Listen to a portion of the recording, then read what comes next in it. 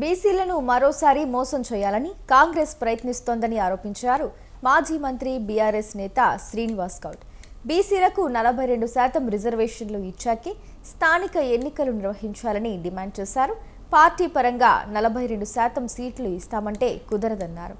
ఢిల్లీలో ధర్నాలు చేసి ప్రధాని, రాష్ట్రపతిని కలవకుండా వచ్చారని ఆరోపించిన ఆయన చిత్తశుద్ధి లేకుండా రిజర్వేషన్లు సాధించలేరన్నారు. ఒక్క ఎంపీ ఉండి తెలంగాణ తెచ్చిన కేసీఆర్ గారిని నిందిస్తున్నారు.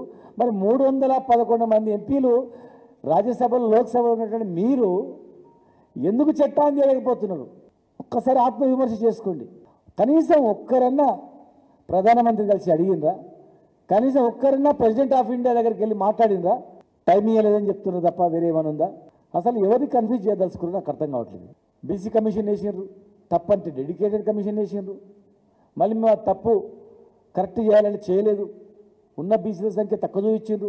మీరు చట్టం తీసుకొచ్చిండ్రు, అసెంబ్లీలో బిల్లు పాస్ చేసిండ్రు. 2 బిల్లులు, ఒకటి ఉద్యోగాలు, ఒకటి రాజకీయంగా. 2 గవర్నర్ ద్వారా ప్రెసిడెంట్ ఆఫ్ ఇండియాకు పంపిండ్రు.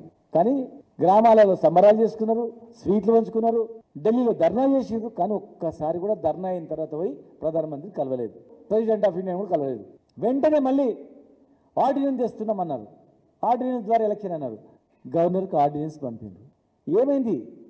అసెంబ్లీని ప్రొవోక్ చేసి ఇమ్మీడియట్గా మేఘాల మీద రేపు ఎలక్షన్ పెడతామన్నట్లు గవర్నర్కి పంపిండ్రు. గవర్నర్ దగ్గర ఆర్డినెన్స్ బయటికి రాలేదు, ప్రెసిడెంట్ ఆఫ్ ఇండియా దగ్గర నుంచి బయటికి రాలేదు.